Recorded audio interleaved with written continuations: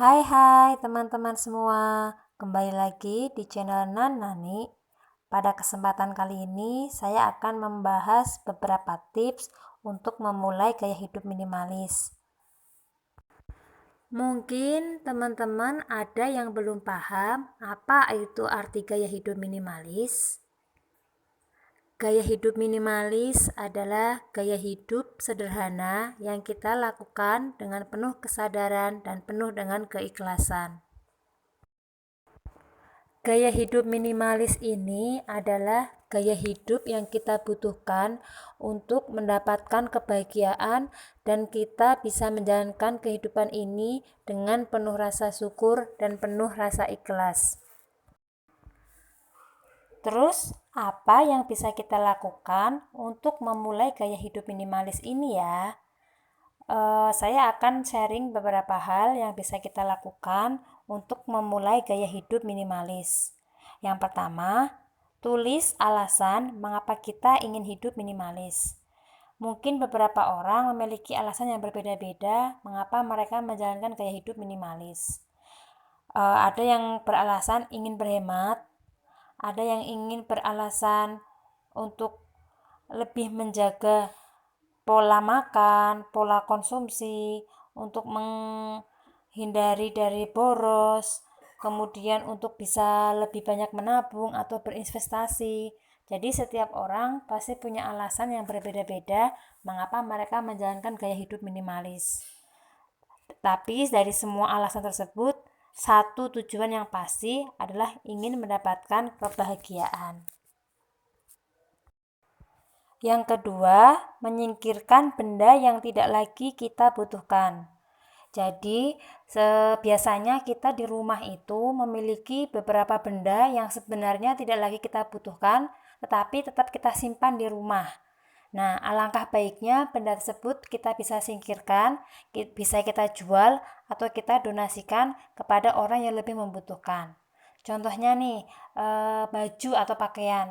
Biasanya kita memiliki beberapa baju atau pakaian yang dia itu selalu berada di dalam lemari, tetapi tidak pernah kita sentuh, tidak pernah kita pakai, karena mungkin kekecilan, atau karena kita sudah tidak suka lagi dengan modelnya. Nah, alangkah baiknya pakaian tersebut bisa kita berikan ke orang lain yang lebih membutuhkan, atau bisa kita donasikan ke yayasan yang mau menerima barang dari kita. Yang ketiga, menciptakan area anti berantakan. Di sini kita ambil contoh ruang tamu. Ruang tamu biasanya kan tidak terlalu banyak barang. Nah, kita bisa menciptakan ruangan yang selalu rapi dan anti berantakan. Jadi misalkan ada suatu barang yang kita kadang nggak sengaja menaruh di kursi ruang tamu atau di meja ruang tamu, alangkah baiknya kita ambil dan kita letakkan di tempat yang seharusnya.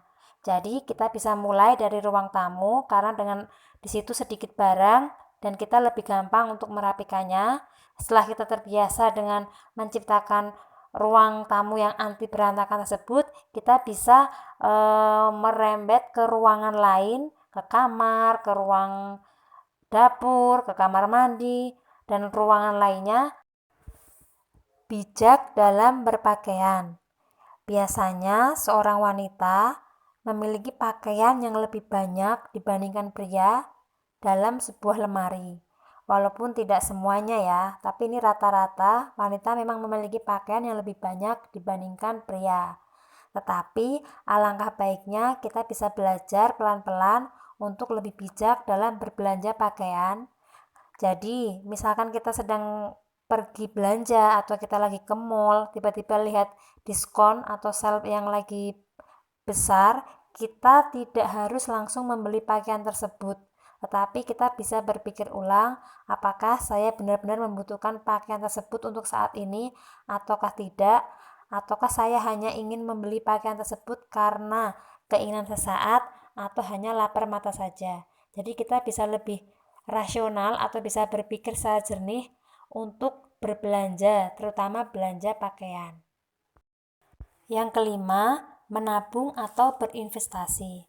Seorang minimalis biasanya akan berpikir ulang saat membeli sesuatu barang, apakah itu pakaian atau furniture atau barang lainnya. Alhasil, ketika kita bisa menahan hasad untuk berbelanja yang berlebihan atau tidak sesuai dengan kebutuhan kita, uang kita pun akan bisa lebih terkumpul dan kita bisa menabung lebih banyak dari sebelumnya, atau kita juga bisa berinvestasi untuk masa depan kita, dan kita pun akan merasakan kebahagiaan dari sebelumnya karena kita bisa memiliki tabungan atau investasi yang lebih banyak dari sebelumnya. Demikian beberapa tips yang bisa kita lakukan untuk memulai gaya hidup minimalis. Mudah-mudahan bisa bermanfaat buat teman-teman semuanya ya. Terima kasih.